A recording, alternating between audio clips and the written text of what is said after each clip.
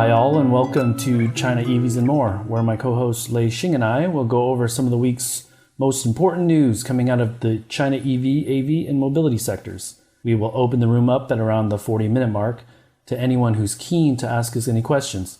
One rule: we appreciate vigorous debate, but let's all be considerate and respectful to each other. What Lei and I discuss today is based on our opinions and should not be taken as investment advice.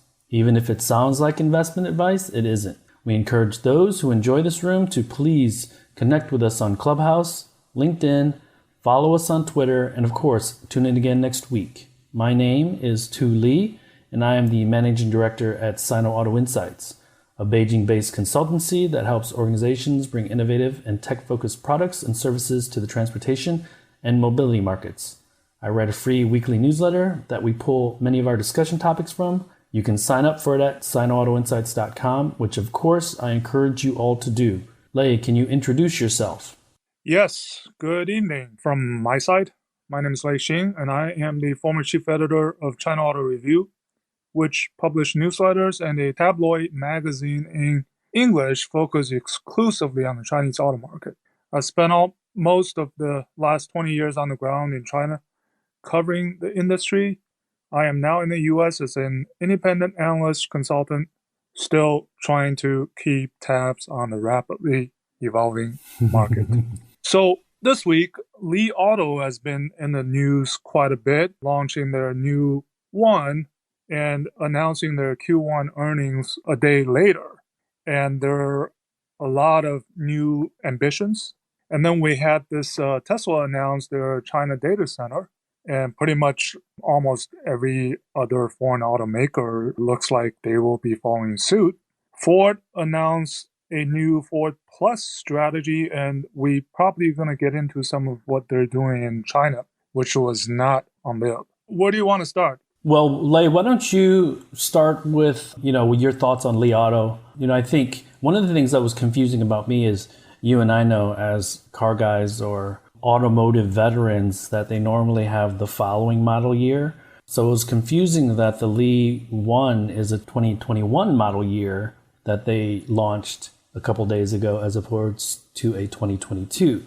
I don't know if that was, by design, but that was a little bit confusing to me. But why don't you unpack what your thoughts are, and I'll make comments based on what you think. Sure. So the 2021 One, it's a mouthful, I think was due for the obvious reason that Li Auto only has one model, the One.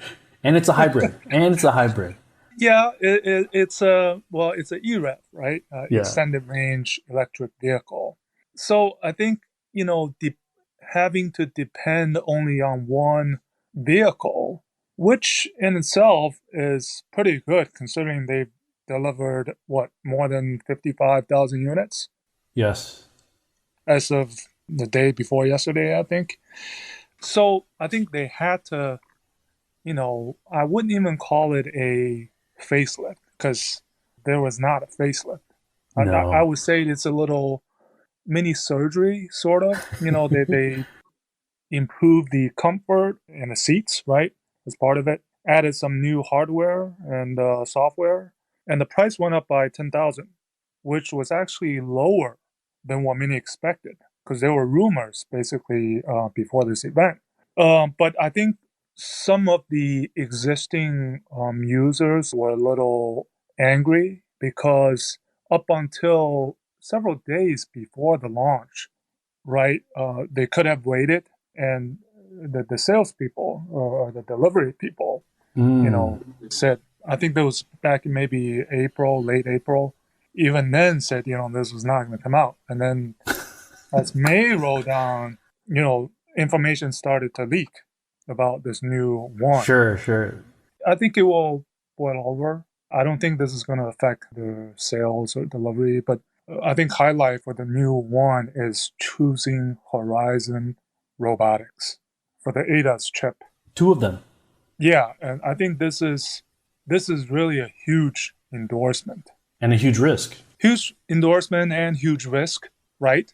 But, they, in the earnings, I think the CTO, Wong Kai, I think he gave 5 reasons for choosing Horizon Robotics. One of them is actually very simple, is because they're both based in Beijing.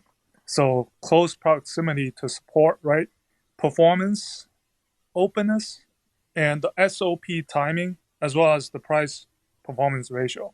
I think if you combine everything, they ended up choosing Horizon Robotics. Right. And then having said that, I think they also mentioned a next generation platform for the BEVs. I think they will be still using NVIDIA's Orin chips. Right. So this is not like an exclusive for future models that they're going to be only using Horizon Robotics. And contractually, there's weasel words that will allow them to back away from any commitment that they made if Horizon's not be able to bring the technology that they're committed to bringing. So, yeah, and I think this is also has to do with Li Auto's their so-called full stack autonomous driving development capabilities.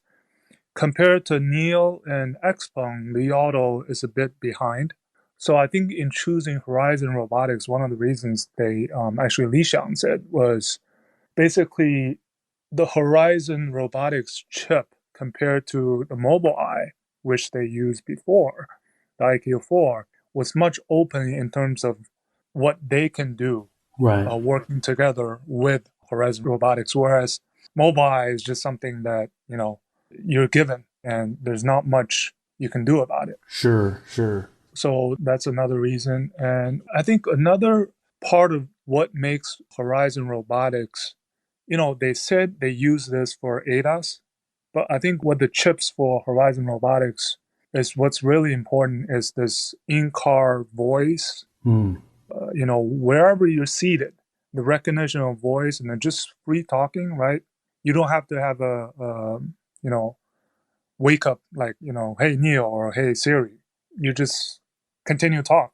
Well, and I think it's also important to note that Horizon, being a Chinese company, Chinese language is going to be native. So I think that's also helpful. Mobileye is an Israeli company that was acquired by Intel, for those that are wondering.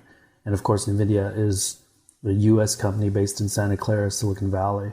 So yeah, some interesting announcements from them.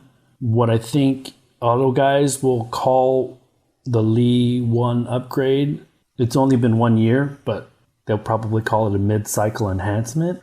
It's a little bit bigger, it's a little bit longer. They took one seat out to make it more roomy, and they raised the price. And so if I was a current Li 1 customer, I'd be a bit concerned about my residual value for the current vehicle, because if we're raising by 10 grand and increasing the features and components, then it's going to be a real difference maker. And I would think that the current Li 1's residual values in the used car market would, crater. But this puts them, if they weren't already, in direct competition with NIO, and so they're going head to head with them from a pricing standpoint, although you did mention that it's an EREV. Some of the things that stood out to me, the fact that they said that they're going to be selling 10,000 units a month by September. And to piggyback off your point earlier, the downside of having one vehicle is probably not the ability to increase sales significantly like a NIO has with their 3 products. But this has also given Li Auto a much better opportunity to learn, because they're focused on branding and positioning of one product. So I think they could use those insights for the next product. And the fact that they said that they want to sell 1.6 million units by 2025, that was a bit bold. That was a bold statement, I thought, because they're currently building in Changzhou. By next year, that plant should increase capacity by 200. It's just a math problem now, right? So let's not even get into whether or not they can sell those units. They can build 200,000 units by 2022. I think you tweeted out earlier an article about them converting a current Hyundai plant that's based in Beijing. So let's say that's another 200,000 units. They still need 800,000 units to get to their goal by 2025. And if we're looking at $1 billion, $1.5 billion per manufacturing site, even if we're just increasing capacity, we're probably at several $100 million. That's $4 to $6 billion of investment in a short period of time. Not only are we selling 10,000 units a month by September, we need to jump that by orders of magnitude to get to that 1.6 million units. So what were your thoughts when you heard that number in such a short period of time? Well, the 1.6 million unit was actually announced back in February. In February, yeah. Right. So, and I think this is part of the CEO Li Xiang moving himself more toward I guess not a product guy, but rather a strategic management and setting these lofty targets. And among the three that are listed, right, in the US, Li Auto is by far the most ambitious when it comes to future, whether it's production or delivery goals, right? 10,000. Neither NIO nor XPeng has announced anything No. to that effect, right? Let alone the 1.6 million. Well, NIO's ambition is 240,000 units, right? Yeah. In a short period, so. And I think the interesting thing to point out is among all three CEOs of NIO, of these three companies, they're all serial entrepreneurs, right? They started companies, they started vertical portals, and moved to other companies. All in the tech space, too. All in the tech space. Yeah, Li Xiang is by far, I think, in terms of knowing the customer and getting a product out on the market, Li Xiang, I think, by far is the most knowledgeable and currently most focused for one product only and for putting everything standard, right? He said safety should be standard, should not be optional. So that's why when you look at their earnings, right? XPeng, we talked about XPeng last time. Their software actually contributed quite a lot in Q1, but for Li Auto, that's not something it's not significant. It's probably minimal, but I mean, his point is, there's no hassle, just one price, one standard features. The NOA, right, it's going to be standard. Whatever we put in there, it's going to be standard. They're not going to think about the subscription service. Well, and at a 17% gross margin, investors are going to be pretty happy about that. So, maybe that's not as important if they can maintain those high gross margins, right? Yeah, and I think the confidence from Li Xiang comes from also the fact that, I mean, they're the one in terms of single model sales leads everybody, right? And then I think for Q1, the entire new energy EV market, one was number 2. And in some of the specific segments, they were, I think in the premium SUV, they were pretty high. And their aim is really to take over the ICE vehicles. And the other part of it is, of all these startups, the way he positions his user base, the positioning is very specific. They call them the nanny dads, right? 奶爸. I don't know whether that's the correct translation, but the nanny dads. So that means families. I mean, if you look at their ownership, families account for a majority. Their 6-seat model is probably 95% of their deliveries. Right. And their selling point is, hey, go on a trip, right, without range anxiety. I think that worked. And putting everything as standard, just one price without hassle during this transition period. And the next part of it is really, I think what I thought was the management during the Q1 earnings call was this high performance charging platforms where they think that they're going to, and they're not going to do cars, passenger cars. Everything that's coming out of their whale and shark platforms is going to be SUVs. So I guess it takes out somewhat of a complexity, and the way Li Auto, I mean, they have by yesterday, I think it was 76 stores. And they did their one launch, I think, in their headquarter buildings. They put up a screen. You know how frugal Li Xiang is, right? And in the press conference, when it starts, he just comes up and he just start talking. Right. And it's very frugal. So I think among the three, they're probably most.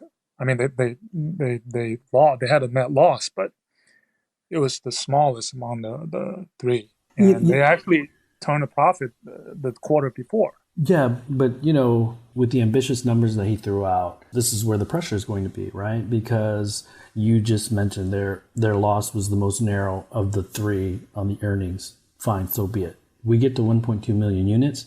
There's going to need to be a ton of investment, right? The margins might still be okay, but at the end of the day, from a investment standpoint, it seems like they've been fairly conservative, right, relative to an Xpeng or a Neo. And so with them and the company taking on Li Xiang's personality with very simple announcements and things like that, I just think that it could be difficult for them to really differentiate themselves once the market gets much more crowded. And there's going to be a lot of other Me Too cars where it's 6 passenger, and I think the terrific things about Li Auto is that they're in Beijing. Not many other EV companies are in Beijing, and so they're going to have the support of the local government here, which is a huge, huge, huge advantage for them, moving forward. But maybe he made these bold announcements as a way to kind of cut through some of the excitement and kind of what Neo is doing with the ET7 recently and Xpeng with the P5. I think they just have to stay out there. And it seems that, and I'm not on Chinese media as much as you are, obviously, but I see them being very quiet, a bit more conservative, but then they come out with these bold numbers were in February, right? And they reinforced them this week. And so although they have these terrific technological changes and features that are coming in the later version of the Li 1, the car is mainly unchanged from a physical standpoint, like design-wise. So they're going to need to do a lot to go from 10,000 units a month for one vehicle to 40, 50,000 units a month. And I think they mentioned by 2023 they'd have a BEV launched. So maybe they're going to have 2 or 3 products by 2025. But well, if all goes smooth, according to their plans, by 2025 they'll have 6 BEVs. Oh wow! And 2 EREVs. Based on the current one and the full size bigger one coming out next year. I don't know what they're going to call it, 2 or 3 or something. I don't know. But what is going to happen is for the next few quarters, their capex is going to be extremely high. Right. Because they're setting themselves up for these new models. And I mean, that whole 1.6 million target. It makes me think of Volkswagen's 2029 target of 28 million.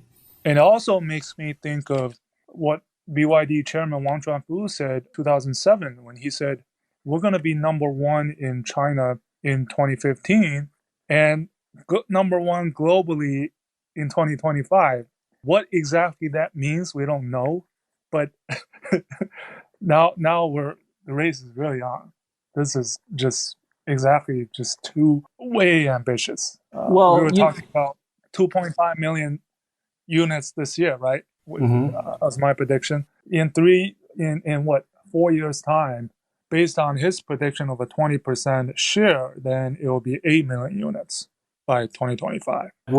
Through April, I think we're at 700,000 units. NEVs. So this is really, really ambitious to the point where it's ridiculous. Well, and the funny thing is, and we have a few Americans in the room, so I'm sure they'll chuckle when I say this, but the fact that we are talking about millions of units and how ambitious these China EV startups are. And then we go and look at the United States, and they're, media is just acknowledging the fact that, Ford finally pivoted to EVs and completely embraced the all clean tech stuff. So maybe we can move on to the Ford Plus strategy that Jim Farley really piggybacked the launch of the F-150 Lightning on. And I think you got to hit while the iron is hot. So they got a big bump when the share price got a big bump because they increased or announced an increase in their investment to $30 billion. I think it was $21 billion originally into EVs. And they announced that they're going to have an electric Explorer and an electric, one of their other high runners, I forget. But, and so they're Aviator, all in. Lincoln Aviator. Yes. Most likely Bronco. I mean, it's probably an open secret. Yeah. So they're all in. Yeah. And here's the interesting thing. We, the two of us, we've been talking about, this is entirely another topic, the pickup market. We talk about this, in the US and also in China, there's also a pickup market. Now, with the F-150 being a electric, I wouldn't be surprised even if that goes over to China in some way. Whether imported, this could be interesting, the pickup, because what's happening in China is pickup is still somewhat restricted, but it's gradually opening up. Last year it was 500,000 units sold. The pickup segment, which is not insignificant. That's a big number. So think no one has talked about a electric pickup market in China. So far, it's all been, buses, passenger vehicles, right? Mm-hmm. It's something to keep an eye on. But the other thing is watching the Investor Day presentation. I think the only part where China was mentioned was, in the connectivity space. Jim Farley said, we'll be working with Baidu. And then as far as China contributing to their international profitability, it's been on the rise in the last few quarters. The last few quarters, it was a roller coaster ride for the last 3 or 4 years. So right. So other than that, we were talking about that their actually commercial vehicle business is a significant part of their China business. Yes. So it's especially considering the transit van. So that's another area, whether they can take that leadership into the EV segment. And then with the localized Mustang Mach-E, right? Some other models. And the fact that Farley said that they're going to sell services into the commercial vehicle space was pretty interesting as well. One other thing to note about the Transit, it's actually a pretty versatile vehicle in China. There's a lot of different form factors for it here, so it's not just one version of it that sells a ton. There's some flexibility with that. So for the folks that aren't that familiar with Ford in China, as late as 2017, they were selling over 1 million vehicles here, 1.2 million. And so those were a lot of Focuses, a lot of Fiestas, I think, and very few Lincolns, because Lincolns up until 2017 were imported. So they were much more expensive than other premium luxury brand vehicles in China. 2018, this goes back to that roller coaster I was telling you. They went down to around 750,000 units. 2019, they're at just over 500,000 units. And so there was an uptick in 2020 to 600,000 units, but that's half of what they were selling in 2017. So they don't want to say something. They don't want to say anything about it in a US-based media event, but there's no way they get to achieve those goals that were articulated by Jim Farley if they're still only selling 617,000 units in China. Now, the few things that are looking good and looking up for Ford here is the fact that they've started manufacturing Lincolns locally. And because Lincoln is still on a small base, I think less than 100,000 units sales, there's a ton of upside because we know the premium luxury market in China is still growing. And the two vehicles that they announced by surprise, and the one vehicle we all expected, the two vehicles being the Lincoln Zephyr Reflection, which is a China-only, 4-door sports sedan, premium luxury sports sedan that was amazing looking for the China market only. and the Ford EVOS, which is kind of a crossover that was mostly designed in China. Those two, and you tell me differently if you've seen on Chinese social media, but those two products were received very warmly. I think much of it because they were designed and meant for the China market. And of course, the Mustang Mach-E that is going to have BYD as their battery supplier. They're going to be using NIO's supercharging infrastructure. So they're set up to be they're set up to increase their sales significantly over the next several years if they can continue to roll out these types of vehicles that are going to be exciting for the Chinese consumer. So what are you hearing about Ford? Yeah, I think we don't hear about China for a reason, because up until 2018, China was part of the Ford Asia Pacific. And only then did they decide to put China as a kind of standalone business unit. Right. So, they have Ford has their own Ford China 2.0 strategy in place. How many vehicle models over how many years, similar to the 15-15 strategy announced in the early part of the last decade when Joe Hinrichs was their Asia Pacific president. I actually interviewed him 10 years ago, and that was a really nice period for Ford. And now I think Ford China is on their way rebounding. They recently also set up two different units, passenger vehicle unit and a commercial vehicle unit, and they have some executive shuffles. So, and the guy who went from NIO to be in charge of the Mach-E program, he left. Oh, you did? Yeah. I didn't hear that. Yeah, he left. I think he might be joining Xiaomi. That's the latest rumor. Okay. Zhu Jiang. Yeah, he used to be at Lexus China, and then he moved to NIO and then to the Mach-E program. So there's still some issues. It's not all smooth sailing. Yeah. But if you look at the 40% of global sales of EVs by 2030, I'm pretty certain a significant portion of that will have to come from China. Oh, yeah. And I'm not sure, you can say all about, 70,000 orders for the F-150. And the latest, right, on a EV rebates being increased to $12,500. I'm not sure how fast the U.S. market penetration rate will pick up, right, compared to China. China this year, as I said, probably going to be around 10%. Mm-hmm. And U.S., at best, 1/3 of that? At best. So, yeah. And that's going to be significantly loaded, with Tesla vehicles. So. Yeah, I think Ford China still has to be looking at their existing model performance, including the new ones, Evos, Zephyr, to support, their growth.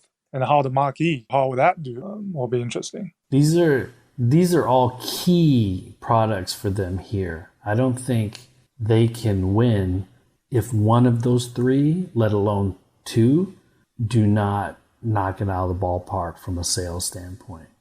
So they've gotten the initial good reception. Now they need to execute to make sure that they can launch on time, at the cost that they're forecasting or cheaper.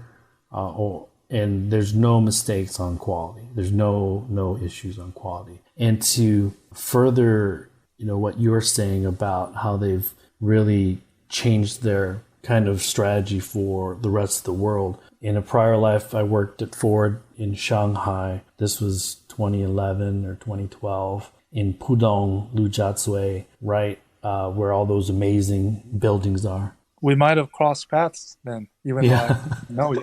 Because I've been to that building. 33rd floor or something? Yes. And so the design team, so I think there were 7 floors that they occupied in the China Communications building, right?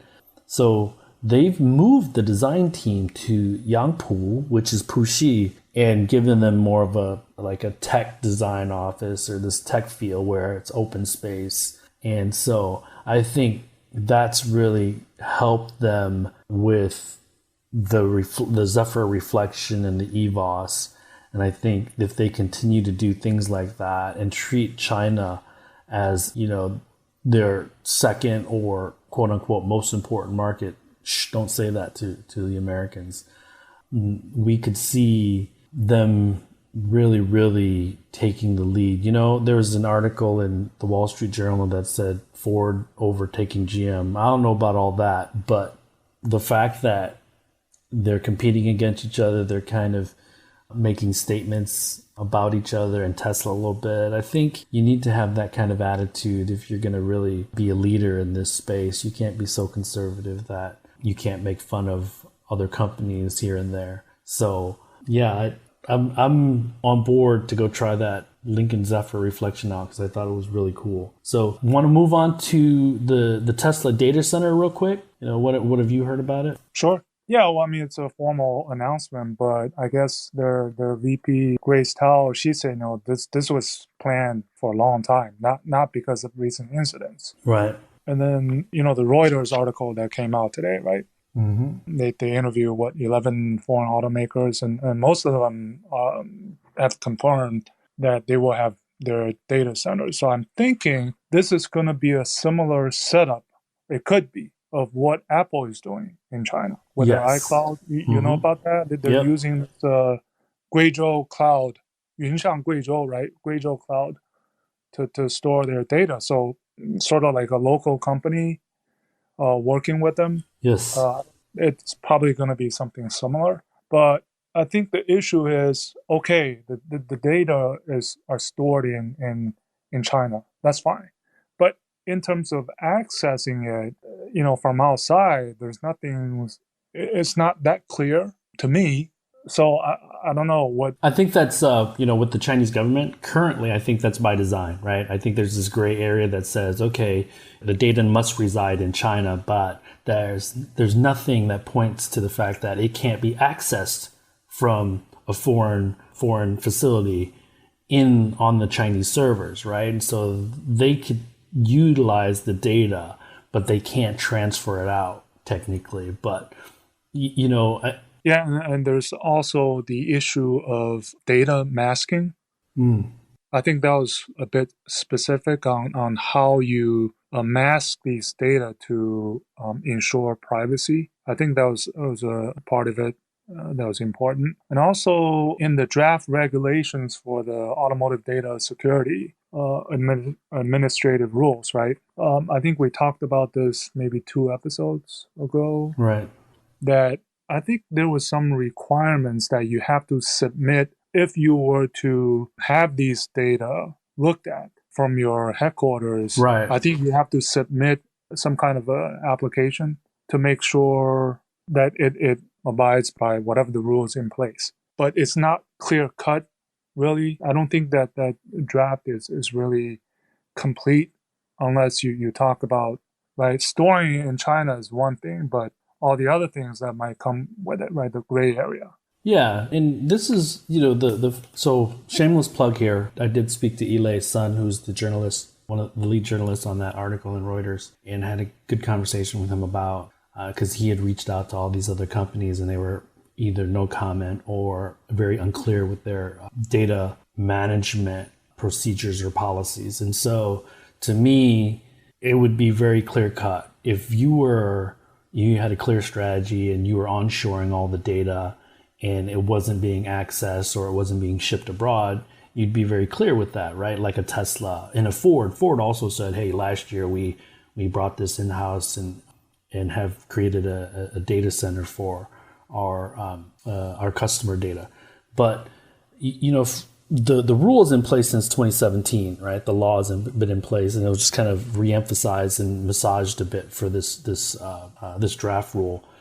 But to me, it's just an indication of these automotive OEMs still lagging behind and not being able to pivot really to becoming that digital first company that they need to become, right? And I think decision making is still really centralized because the nimbleness and, Tesla, they said, this was always in our plans, right? And to be fair, there wasn't a lot of foreign automakers selling EVs 3 years ago, right? Tesla wasn't here 3 years ago in significant numbers. And so this has only become a hot button issue recently because, to your point, if we're going to sell 2.5 million units and half of those are from foreign automakers, this does become an issue, right? And before that, data centers and where data was stored wasn't an issue because guess what? Most tech companies, Alibaba, Tencent, Baidu, most of their revenue is generated in China. So it's not a significant issue. And so it's come to the forefront because if we get to 2.5 million units, then there could be potential issues. But I think we have to also look at, there's a good article in Macro Polo about, the shoe's going to be on the other foot later this year, early next year, as the Chinese EV companies start shipping. I think BYD had said they're going to ship 1,000 units. What's their data strategy? Because the EU is known for pretty stringent data privacy rules. And to your point about masking, right?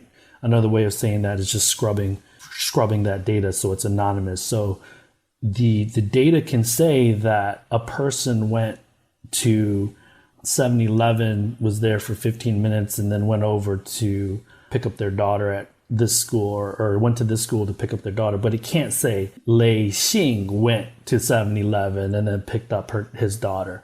And so it's even more stringent in certain instances in the EU. And I'm not a law expert on that stuff, but I do know that this is going to be pretty challenging for these Chinese EV companies as well, because they're, in those foreign markets, they might not get the benefit of the doubt if they run afoul of local data privacy and data management laws. So it's going to be very interesting to see, especially if foreign robotaxi companies or the foreign OEMs decide they want to roll out robotaxi services, because you had mentioned this, I think, 2 episodes or 1 episode ago. Of the 8, no safety driver licenses for robotaxi testing in California. This was in a very appropriate term that you had made up. I think you created Chinafornia. Did you call them Chinafornia? Yeah, Chinafornia companies.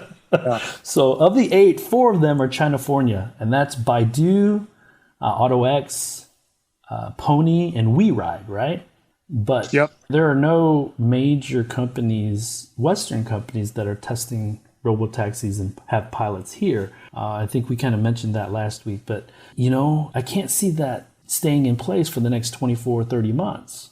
And so otherwise, these 4 companies and other companies who have ambitions to go abroad to the EU and to the United States, they're going to be pretty limited, I would think, because the foreign governments are not going to be so friendly with them, right? So yeah, and also another part of it is all these data stored within China. Another issue is, what do you do with it?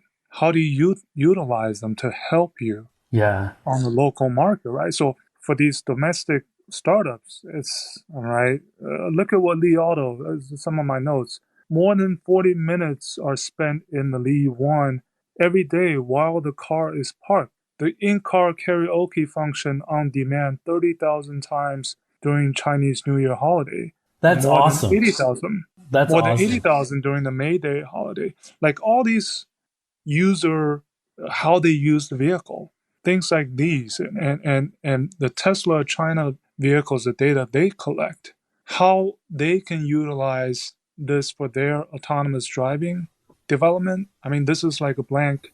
They don't have the people in place, right? In terms of local R&D, right? Mm-hmm. When in China, do what the Chinese do. So, right, there's all these different issues that comes with this. And this is the part where the Chinese domestic are in the lead. Yes, very much so. Because let's not assume that because you're able to hoover up a ton of data that you know what to do with it and know how to analyze it and turn it into revenue generating products and services, right? I think that's a big leap. That you shouldn't make that assumption that because you can do one, the other is going to be very simple for you, right? Because traditional automakers, they don't have that type of data analytics team in-house. I think they're starting to hire them, but if you're a foreign company, what you understand about the European market and the US market is going to be completely different than what you understand about the China market, right? And one thing I do also want to mention, Lei, because we know that the tech companies here in China are also looking at entering the mobility space, right? Or the robotaxi space or the infotainment space. And we talk about data, right? The big companies, the Volkswagens, the GMs, the Fords that sell millions of cars, the Geelys, they are going to bring a lot of that stuff in-house, create their own data centers, kind of like Apple with a local partner. But what if you're one of these mid-tier EV companies that is not well capitalized in China, right? You know who the 4 largest cloud service providers in China are? Alibaba with 40%, Huawei with 17%, Tencent with 15%, and Baidu with 8%. If I'm an EV company, do I really want my data stored on their servers? So this is one of those things. This goes back to your point about Horizon, right? Because I guarantee you, I'll bet you, 100 kwai that one of the reasons, it might not be the most important reason, but one of the reasons that Li Auto picked Horizon was because everybody else is using NVIDIA or everybody else is using Mobileye. And they want to be unique. They want to be different. And so a way to do that is to physically use different suppliers for things, right? Or different partners. And so this is more strategic and this is more of a competitive thing, right? If Alibaba's coming out with a car that's going to be, if I'm Xiaomi, they have their own servers, but if they didn't, if I'm Xiaomi and I had to find a cloud provider, I wouldn't want to work with any of those 4 that have already announced that they're going to be building EVs themselves. So yeah, it's a challenging question for those in-betweeners. So, and then for Tesla specifically, they are still feeling this, in the wake of the protests, that their numbers in China are not looking good. So some numbers that just came out for the first half of May, I think their registrations number were 6,000. 7,500 for the first half.